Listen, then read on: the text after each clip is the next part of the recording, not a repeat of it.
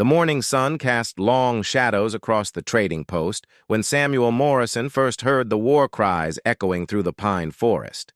He was a tall man with weathered hands and eyes that had seen too many winters on the frontier. At 32, he had made his living trading furs and goods with the various tribes that roamed the vast wilderness of the Montana Territory. His post sat at the edge of Crow Territory, a small log building surrounded by nothing but endless mountains and sky. Samuel dropped the beaver pelt he was examining and reached for his rifle. The cries were getting closer, and he could hear the thunder of horses approaching fast. Through his small window, he saw them, a war party of Crow warriors, their faces painted for battle, riding hard toward his post. But something was different about this group. They weren't coming to raid or fight. Their leader, a fierce-looking warrior named Running Wolf, held up his hand in a gesture of peace. Samuel stepped outside, keeping his rifle lowered but ready. He had dealt with Running Wolf before and knew him to be an honorable man, though quick to anger. The war party stopped just yards from his porch, their horses snorting and pawing the ground. Samuel counted 12 warriors, all armed with rifles and traditional weapons. "Morrison!" Running Wolf called out in heavily accented English. "We come to talk, not fight." Samuel nodded slowly. "You're welcome at my fire, Running Wolf. What brings you so far from your winter camp?" The Crow leader dismounted, his moccasins making no sound on the hard-packed earth. He was a man of perhaps 40 years, with graying braids and scars that told stories of many battles. Behind him, the other warriors remained mounted, their dark eyes watchful. "3 days ago, we found white men attacking our hunting party," Running Wolf began, his voice heavy with controlled anger. "4 of our young braves were killed, but we captured 2 of the white men before they could escape." Samuel felt his stomach tighten. Relations between the settlers and the Crow had been tense lately, with rumors of gold bringing more and more prospectors into tribal lands. "I'm sorry to hear of your loss," he said carefully, "but I had nothing to do with any attack." Running Wolf raised his hand. "We know this, Morrison. You have always dealt fairly with our people. That is why we come to you now." He gestured to 2 of his warriors, who dismounted and walked to the back of the group. They returned leading a horse that carried a figure slumped over the saddle. Samuel's breath caught in his throat as the warriors pulled the captive upright. It was a young woman, perhaps 20 years old, with tangled blonde hair and torn clothing. Her hands were bound, and she looked at Samuel with eyes that held both fear and a spark of defiance that hadn't been broken despite her ordeal. "She was with the men who killed our braves," Running Wolf continued. "The only woman in their group. The men said she was valuable to them." The way he said the word made Samuel's blood run cold as he imagined what the prospectors might have intended for her. The young woman's lips were cracked and dry, but she managed to speak. "Please," she whispered, her voice barely audible. "They took me from a wagon train 2 weeks ago. I'm not with them by choice." Samuel looked between the woman and Running Wolf, understanding beginning to dawn. "What do you want from me?" Running Wolf's expression grew serious. "Our laws are clear, Morrison. She was taken in battle from our enemies. By our customs, she belongs to the tribe now, but—" He paused, studying Samuel's face. "You have been a friend to our people. You have always traded fairly, never cheated us, never brought soldiers to our lands. The council has decided to honor you." "I don't understand." "We offer her to you as a wife," Running Wolf said simply. "It is a great honor. She would become your responsibility, your property according to our laws. In return, this would strengthen the bond between you and our tribe." Samuel stared at the young woman, seeing the fear in her eyes intensify. She shook her head almost imperceptibly, and he could see she understood what was being proposed. The frontier was a harsh place, and he had heard of such arrangements before. Sometimes they worked out well, even grew into genuine affection, but often they were little better than slavery. "What's your name?" he asked her gently. "Elizabeth," she replied, her voice stronger now. "Elizabeth Carter.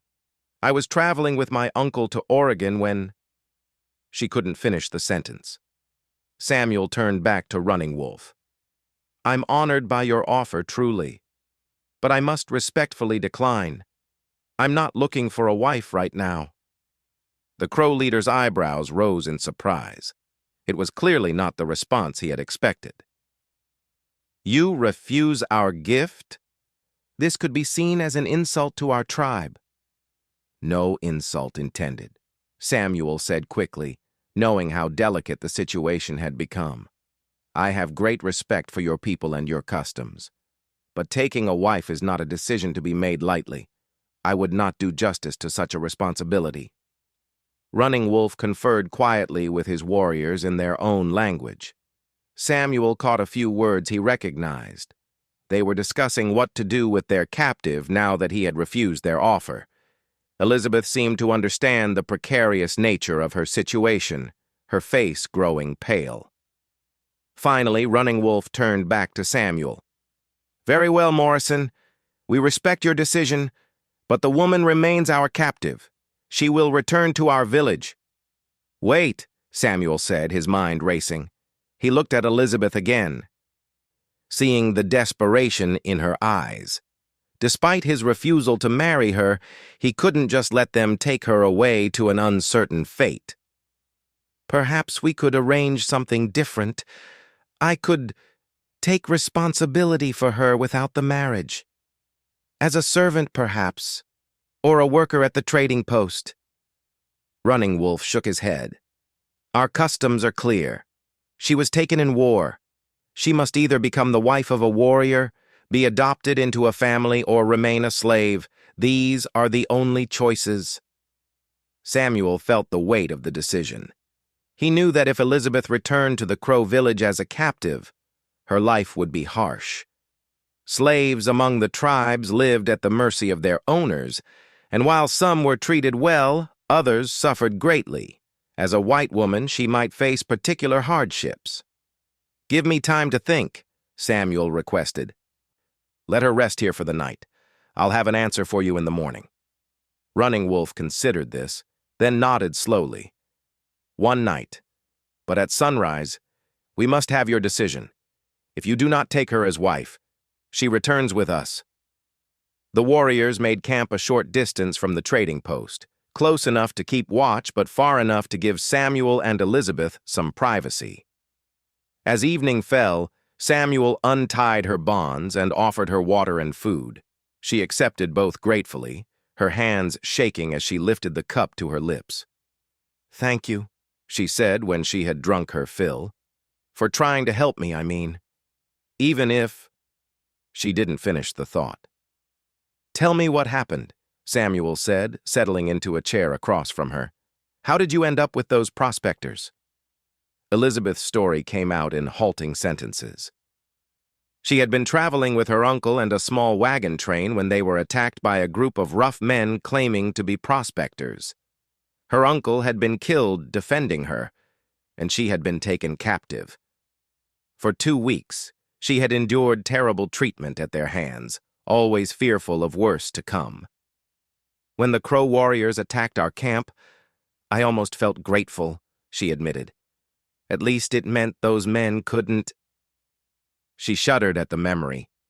Samuel listened with growing anger at what she had endured.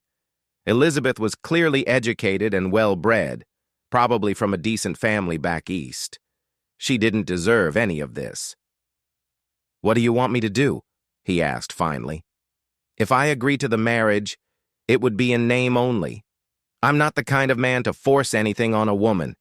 You'd have protection and a roof over your head, but you'd essentially be a prisoner here." Elizabeth was quiet for a long time, staring into the fire. "What are my other choices?" "I could try to get you back to civilization, but it's dangerous. The nearest real town is weeks away through hostile territory.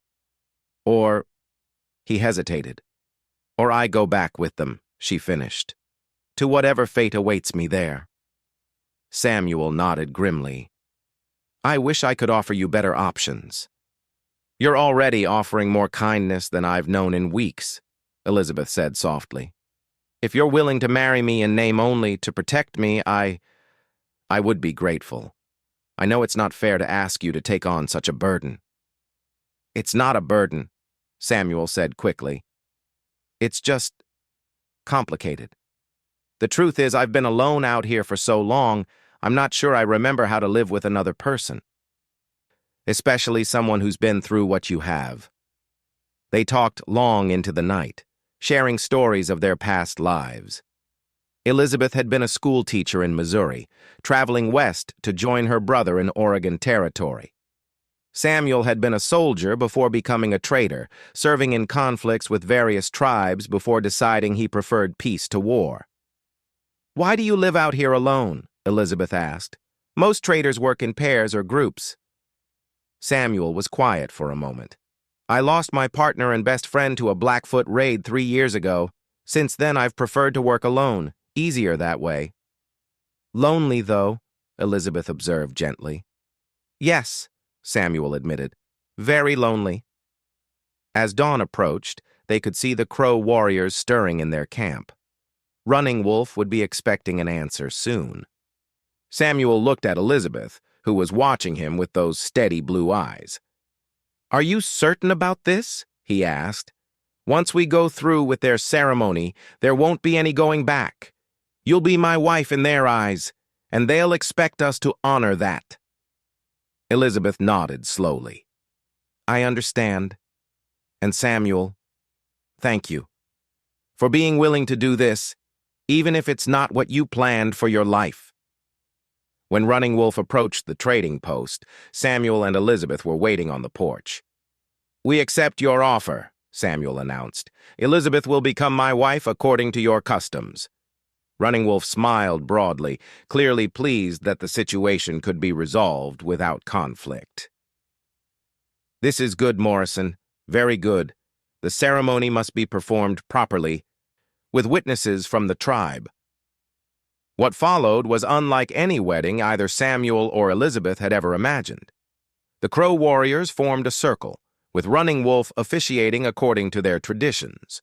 There were no rings, no vows spoken in English, but there were rituals involving the sharing of food and water, the joining of hands, and words spoken in the Crow language that bound them together as husband and wife. When it was over, Running Wolf clasped Samuel's shoulder. She is your responsibility now, Morrison. Treat her well, and this bond will strengthen the friendship between us. The war party mounted their horses and rode away, leaving Samuel and Elizabeth alone at the trading post. They stood in awkward silence for a moment, both fully aware that their lives had just changed forever. Well, Samuel said finally, I suppose we should figure out how this is going to work. Elizabeth nodded, smoothing down her torn dress. I'll try not to be too much trouble. I can cook and clean, mend clothes, help with the trading if you'll teach me. You're not trouble, Elizabeth. You're... He paused, searching for the right words. You're my wife now, I suppose. At least as far as the Crow are concerned. We'll make the best of it. As they walked back into the trading post together, neither could have imagined the challenges and changes that lay ahead. Samuel had agreed to protect Elizabeth, but he had no idea that soon she would be the one protecting him. The marriage ceremony was over, but their real story was just beginning. The wilderness around them seemed to watch and wait, holding its breath for what was to come. In the distance, a bear's roar echoed through the mountains, as if nature itself was announcing that greater tests lay ahead for the unlikely couple who had just become husband and wife under the vast Montana sky. The first weeks of their unusual marriage passed in careful politeness and awkward moments. Samuel had given Elizabeth the small back room of the trading post, while he continued to sleep in his usual spot near the main room's fireplace. They shared meals and daily tasks, but both seemed to be walking on eggshells around each other. Elizabeth proved to be remarkably adaptable, Despite her gentle upbringing, she took to frontier life with determination that surprised Samuel. She learned to prepare meals from their limited supplies, turning beans and salt pork into something almost appetizing. Her hands, once soft from a teacher's life, grew calloused from mending clothes and helping to organize the trading goods. "You don't have to work so hard," Samuel told her one morning as he watched her scrubbing their few dishes with sand and creek water. "I managed alone before." Elizabeth looked up at him with a slight smile. "I need to feel useful, Samuel. Sitting idle just gives me time to think about before." He understood. The work kept her mind busy and helped her feel like she was earning her place, rather than just being a burden he had taken on. Samuel found himself appreciating her presence more than he had expected. The trading post felt less empty now, and there were small comforts he had forgotten about. Hot meals waiting when he returned from checking his trap lines, mended clothes, someone to talk to in the evenings. Elizabeth, for her part, began to see past Samuel's gruff exterior. He was kinder than he pretended to be, often going out of his way to make her comfortable without drawing attention to it. When she mentioned missing books, he produced a small collection from a hidden trunk. Volumes of poetry and adventure stories that seemed out of place in the rough log cabin. When the autumn nights grew cold, he spent extra time banking the fire and left additional blankets where she would find them. 3 weeks after their marriage, a small group of crow hunters stopped at the trading post. Elizabeth instinctively moved closer to Samuel as the men dismounted, memories of her captivity still fresh. Samuel noticed her discomfort and placed a protective hand on her shoulder. "It's all right," he murmured. "These are friends." The lead hunter, a young man called Swift Arrow, greeted Samuel warmly, but his eyes kept drifting to Elizabeth with obvious curiosity. Finally, he spoke to Samuel in broken English mixed with Crow. "The white woman, she is truly your wife now?" Samuel felt Elizabeth tense beside him. "Yes, she is my wife," he replied firmly. Swift Arrow nodded approvingly. "This is good. Running Wolf was right to honor you this way. She works hard?" He gestured toward Elizabeth, who was hanging laundry on a line Samuel had rigged between 2 trees.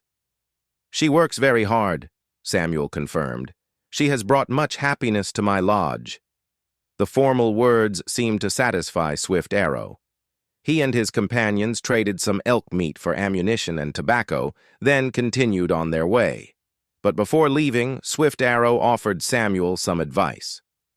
"Winter comes early this year," he said, pointing to the mountains, where snow already dusted the highest peaks. "The bears grow desperate for food. Be careful when you check your traps."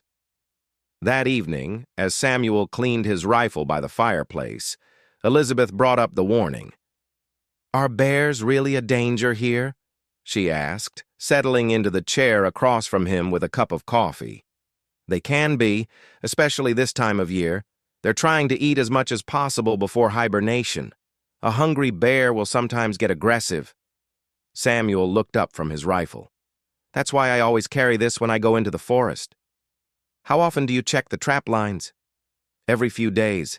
It's necessary to keep the business running, but I don't like leaving you alone here for too long." He paused, seeming to consider something. "Maybe it would be better if you came with me sometimes, at least until winter sets in and the traps freeze." Elizabeth was surprised by the suggestion. "Would that be safe?" "Safer than leaving you here alone if something happened to me out there," Samuel replied practically. "Besides, you might enjoy seeing more of the country.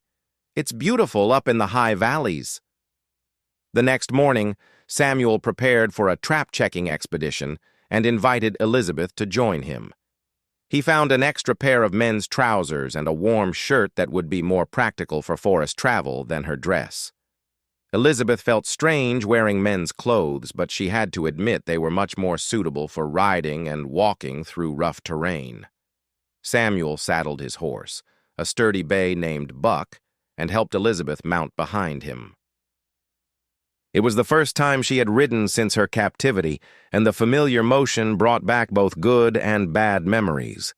But Samuel's steady presence and the beauty of the Montana wilderness soon distracted her from darker thoughts. The trap line led them up into the foothills, following game trails through stands of pine and aspen. The autumn air was crisp and clean, and the leaves were beginning to turn brilliant shades of gold and red. Elizabeth found herself relaxing for the first time since her ordeal began. "It's beautiful," she said softly, looking out over a valley filled with golden aspens. "I had no idea it could be like this." "Different from Missouri?" Samuel asked. "Very different, more wild, more free somehow." She paused. "I can understand why you choose to live out here." They checked 6 traps, finding 3 with beavers and 1 with a fox. Samuel worked efficiently, resetting the empty traps and preparing the caught animals. Elizabeth watched and gradually began to help, overcoming her initial squeamishness. By the time they stopped for lunch beside a clear mountain stream, she was handling the tasks with growing confidence. "You're a natural at this," Samuel observed as she expertly skinned a beaver under his guidance. "Most people from back east can't stomach this kind of work." "I'm discovering I'm stronger than I thought," Elizabeth replied. "I had to be." As they were packing up their lunch, Samuel suddenly froze, his hand moving slowly toward his rifle. "Don't move," he whispered, "and don't make any sudden sounds." Elizabeth followed his gaze and felt her blood turn to ice. A massive black bear had emerged from the trees on the far side of the stream, perhaps 50 yards away. It was clearly aware of them, its dark eyes fixed on their position. The bear was enormous, probably weighing close to 400 pounds, and it looked thin and desperate, exactly the kind of bear Swift Arrow had warned them about. "What do we do?" Elizabeth breathed, barely moving her lips. "Very slowly stand up and back toward the horses," Samuel murmured, never taking his eyes off the bear. "If it charges, climb the nearest tree as fast as you can." They began to move slowly backward, but the bear seemed to interpret their movement as threatening. It rose up on its hind legs, standing nearly 8 feet tall, and let out a roar that echoed off the valley walls. Then it dropped back to all fours and began moving toward the stream. "It's going to charge," Samuel said, raising his rifle. "When I shoot, run for the trees." But as Samuel took aim, his foot slipped on the wet rocks beside the stream. He stumbled backward, his rifle discharging harmlessly into the air. The loud bang sent the bear into a rage, and it plunged into the stream, heading straight for them with frightening speed. Samuel scrambled to reload, but there wasn't time. The bear was halfway across the stream already, water spraying around its massive form. Elizabeth looked around desperately for a tree to climb, but the nearest suitable one was too far away. That's when she saw it, Samuel's hunting knife, fallen from his belt when he stumbled. Without thinking, she lunged for it, scooped it up, and placed herself between Samuel and the charging bear. "Elizabeth, no!" Samuel shouted, but she ignored him. The bear burst from the stream just yards away, rearing up again with a roar that seemed to shake the ground. Elizabeth stood her ground, the knife gripped in both hands, knowing it was probably useless against such a massive creature, but determined to give Samuel time to reload.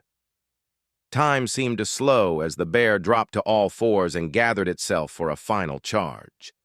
Elizabeth could see every detail, the foam around its mouth, the desperate hunger in its small, dark eyes, the powerful muscles bunching in its shoulders. She raised the knife, preparing for impact. But then something unexpected happened. The bear suddenly stopped, its head tilted as if listening to something. Elizabeth heard it too, the sound of horses approaching fast and the war cries of Crow warriors. Swift Arrow and his hunting party burst into the clearing, having heard Samuel's rifle shot. They took in the situation instantly and acted with practiced efficiency. 2 warriors dismounted and began circling the bear, shouting and waving blankets to confuse it. Swift Arrow knocked an arrow and drew his bow, waiting for a clear shot. The bear, now surrounded and outnumbered, seemed to realize it was in a hopeless situation. With one final angry roar, it turned and crashed back into the forest, disappearing as quickly as it had appeared. Elizabeth stood frozen for a moment, the knife still clutched in her hands, before her legs gave out and she sank to her knees beside the stream. Samuel, who had finally managed to reload his rifle, dropped it and rushed to her side. "Elizabeth, are you hurt?" He knelt beside her, his hands shaking as he checked her for injuries. I'm all right," she managed, though her voice was barely a whisper. "Is it gone?" Swift Arrow approached them, his expression mixing admiration and concern. "The bear is gone, but it was very dangerous. You were brave, white woman, but also very foolish." Samuel helped Elizabeth to her feet, his arm around her waist for support. "She saved my life," he said quietly. "If she hadn't given me time to reload—" "The spirits were watching over you both today," Swift Arrow replied. "But this bear is hungry and desperate. It may return. You should be very careful." The Crow warriors helped Samuel and Elizabeth pack their gear and accompanied them partway back to the trading post. As they rode, Samuel was unusually quiet, his arm tight around Elizabeth's waist as she sat in front of him on the horse. "You could have been killed," he said finally, his voice rough with emotion. "Why did you do that?" Elizabeth was quiet for a long time before answering. "Because you risked everything to save me from a terrible fate. The least I could do was try to return the favor." "That's not—" "You don't owe me anything, Elizabeth. What I did, any decent man would have done." "No," she said firmly. "Not any man would have been willing to marry a stranger to protect her. Not any man would have treated her with kindness and respect when he had every right to demand obedience. You gave me back my dignity, Samuel. My life was a small price to pay to protect yours." Samuel was silent for the rest of the ride, but his grip on her never loosened. When they finally reached the trading post, he helped her down from the horse with unusual gentleness. "Thank you," he said simply, "for what you did today." Elizabeth looked up at him, seeing something new in his eyes, a warmth and appreciation that hadn't been there before. "You're welcome," she replied. That evening, as they sat by the fire sharing a simple dinner, the atmosphere between them had changed. The polite distance they had maintained was gone, replaced by something deeper. They had faced danger together and protected each other. What had begun as a marriage of convenience was slowly becoming something more real. "Swift Arrow was right about one thing," Samuel said as he banked the fire for the night. "That bear might come back. I'm going to have to be more careful about where and when I check the traps." "We're going to have to be more careful," Elizabeth corrected gently. "I'm not letting you go out there alone anymore. Not after today." Samuel looked at her, seeing the determination in her eyes, and realized that somewhere during the day's events, their relationship had fundamentally changed. Elizabeth was no longer just a woman he was protecting out of duty. She was his partner, his companion, and perhaps something even more precious. "All right," he agreed. "We'll be more careful." Outside, the wind whistled through the pines, and in the distance, they could hear the lonely howl of a wolf. But inside the trading post, for the first time since their unusual wedding, both Samuel and Elizabeth felt truly safe. They had found something worth protecting in each other, and tomorrow would bring new challenges to test the growing bond between them. The bear encounter had changed everything, though neither of them fully understood how much yet. What they did know was that they were no longer just two people thrown together by circumstances. They were becoming a team, and that made all the difference in a land where survival often depended on having someone you could trust completely by your side. The story of Elizabeth's courage spread through the Crow tribe like wildfire. Within 2 days of the bear encounter, Running Wolf himself arrived at the trading post with a small group of tribal elders. Samuel watched them approach with some concern, unsure what this unexpected visit might mean. "Morrison!" Running Wolf called out as he dismounted. "We come to speak with you and your woman." Elizabeth appeared beside Samuel on the porch, no longer shrinking away from the Crow warriors as she once had. Her experience facing down the bear seemed to have given her a new confidence that even these fierce-looking men couldn't shake. "You are both welcome," Samuel replied, following the traditional greeting customs. "Will you share our fire?" Running Wolf nodded gravely. "We will share your fire, Morrison. What we have to say requires witnesses." The group gathered inside the trading post's main room. Samuel offered tobacco and coffee, which the elders accepted with formal courtesy. Elizabeth served them with steady hands, her actions watched carefully by the visitors. When everyone was seated, Running Wolf began to speak. "Swift Arrow has told us what happened at the stream. How the white woman stood between you and the bear with only a knife. How she was willing to die to save your life." Samuel glanced at Elizabeth, who sat quietly beside him. "She was very brave. Perhaps too brave for her own good." "No," said one of the elders, an ancient man called White Eagle. "Not too brave, brave in the right way, the way of a true warrior woman." Running Wolf continued, "Among our people, courage like this is honored above all other virtues. When Swift Arrow first told the story, some did not believe it. A white woman, they said, would never show such bravery. But Swift Arrow swore it was true, and he has never lied." "What Swift Arrow saw was true," Samuel confirmed. "Elizabeth risked her life to save mine." White Eagle leaned forward, his ancient eyes fixed on Elizabeth. "Woman," he said in careful English, "why did you do this thing? Why risk death for a man who was forced to marry you?" Elizabeth met his gaze steadily. "Because he wasn't forced to marry me," she replied quietly. "He chose to protect me when he could have refused. He has treated me with kindness and respect. When someone saves your life, you don't forget it. You honor it." The elders exchanged glances and spoke briefly among themselves in their own language. Then Running Wolf turned back to Samuel and Elizabeth. "The council has decided," he announced. "The white woman has proven herself worthy of great honor.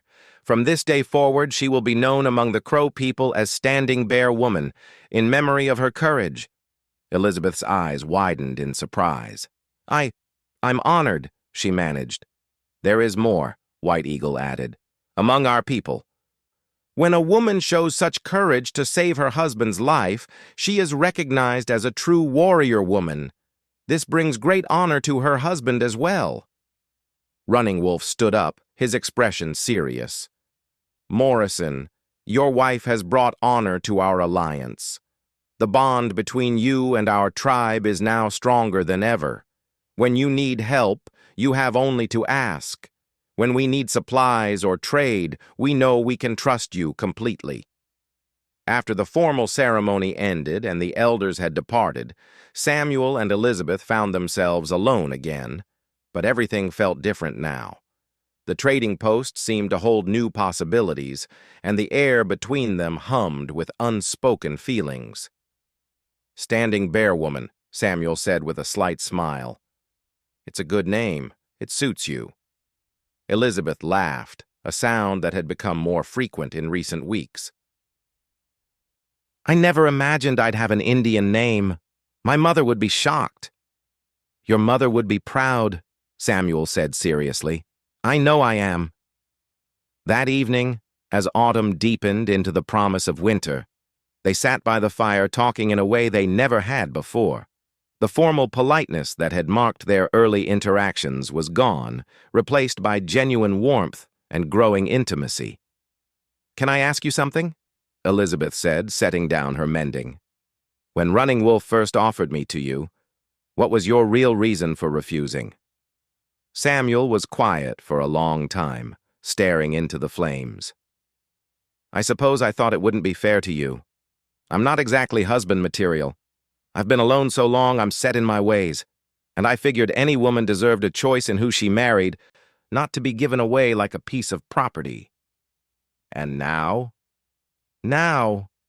Samuel met her eyes across the small space between their chairs. Now I think maybe I was wrong about the fairness part. This arrangement has been good for both of us, hasn't it? Elizabeth nodded slowly. Better than I ever expected. Samuel, I need to tell you something. When I stood in front of that bear, I wasn't just trying to save your life. I was protecting someone I've come to care about very deeply. The words hung in the air between them, heavy with meaning. Samuel set down the gun he'd been cleaning and moved to the chair beside hers. Elizabeth, he said quietly, this started as a marriage of convenience, but it's become something more for me too. I want you to know that if you ever want to leave, if you want to try to get back to civilization and make a different life, I'll help you do it. You don't owe me anything. Elizabeth reached out and took his weathered hand in hers. And I want you to know that I don't want to leave. This is my home now. You are my home now. Their first real kiss happened naturally, there beside the fire as snow began to fall outside. It was gentle and tentative at first, then deeper as they realized they were both crossing the same bridge from obligation to genuine love. Winter settled over the trading post like a warm blanket, bringing them closer together out of necessity and choice alike. Samuel taught Elizabeth to shoot his rifle and to read the signs of the forest. She taught him to appreciate poetry again and showed him how to make meals that were actually enjoyable rather than just functional. They worked together to winterize the cabin, banking earth around the foundation and checking every chink in the logs for drafts. Elizabeth proved surprisingly handy with tools, helping Samuel repair a damaged section of roof before the heavy snows came. The first major test of winter came in January, when a blizzard trapped them inside for nearly a week. Instead of feeling confined, they found the forced solitude gave them time to truly get to know each other. They talked about their childhoods, their dreams, their fears. Elizabeth told Samuel about her students back in Missouri and how much she had loved teaching. Samuel shared stories of his army days and the losses that had led him to choose solitude. "Do you ever miss teaching?" Samuel asked one evening as the wind howled outside. "Sometimes," Elizabeth admitted. "I miss the children, the sense of purpose. But I've found a different kind of purpose here." "What's that?" "Building something with you. Creating a life together. It's different from teaching, but just as meaningful." When spring finally came, it brought new challenges and opportunities. Samuel's trade business flourished as word spread through the tribal networks about his wife's courage and the honor she had brought to their partnership. Crow hunting parties stopped more frequently, and even warriors from other tribes began making the journey to trade with the couple who had gained such respect. Elizabeth bloomed in the warmer weather, her confidence growing along with their relationship. She had become truly skilled at the frontier life, able to handle a rifle, skin animals, prepare medicines from wild plants, and negotiate trade deals alongside Samuel. One warm day in late spring, as they worked together to expand their small garden, Running Wolf arrived with news that would change their lives once again. "Morrison, Standing Bear Woman," he greeted them formally. "I bring word from the territorial governor. He sends men to offer protection to settlers, but also to ask about tribal activities. They will be here within the week." Samuel straightened, understanding the implications immediately. The arrival of territorial officials could complicate their delicate balance with the tribes. "What kind of men?" "Soldiers and bureaucrats. They ask many questions about Indian movements, about trade, about white women living among the tribes." Running Wolf looked meaningfully at Elizabeth. "Some of them may not understand the honor that has been given to Standing Bear Woman." Elizabeth felt a chill that had nothing to do with the weather. "Are you saying they might try to take me away? Claim I'm being held against my will?" It is possible, Running Wolf admitted. White officials often do not understand our customs. They see only what they expect to see. Samuel moved protectively closer to Elizabeth. She's my wife legally and by your customs. No one has the right to take her anywhere. Legal by whose laws? Running Wolf asked quietly. The territorial officials may not recognize a marriage performed by Crow ritual. That evening, Samuel and Elizabeth discussed their options long into the night. They could try to hide Elizabeth's presence when the officials arrived, but that seemed both dishonest and dangerous.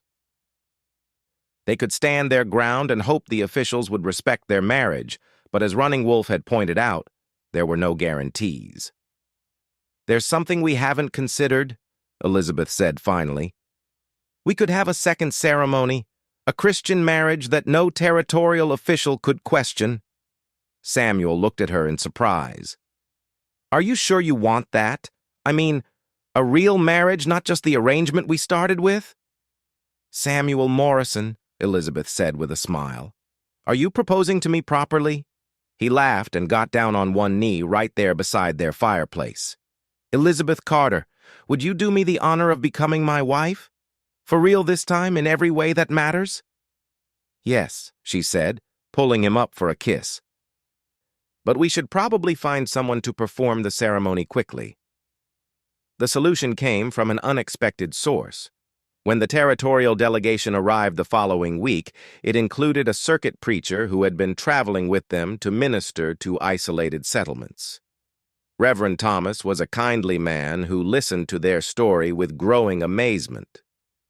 "So you were married by Crow custom to protect the young lady from a worse fate, and now you wish to formalize the union in Christian ceremony," he summarized. "That's right," Samuel confirmed. "Though I should mention that what started as protection has become genuine love and commitment." The preacher smiled.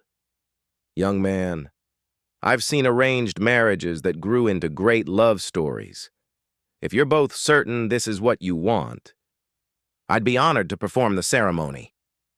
The wedding took place 3 days later in front of the trading post, with the territorial officials serving as witnesses and Running Wolf's hunting party watching from a respectful distance.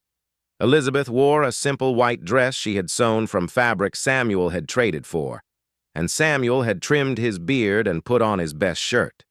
When Reverend Thomas pronounced them husband and wife, the watching Crow warriors let out triumphant war cries that echoed off the mountains.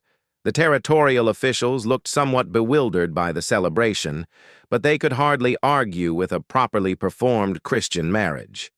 Later, as the officials prepared to continue their journey, their leader approached Samuel privately. "Your situation here is unusual, Morrison, but it seems to be working well. The territorial government appreciates citizens who can maintain peaceful relations with the tribes." After everyone had departed, Samuel and Elizabeth found themselves truly alone for the first time, as husband and wife in every sense. They stood together on their porch, watching the sun set over the mountains they both now called home. "Any regrets?"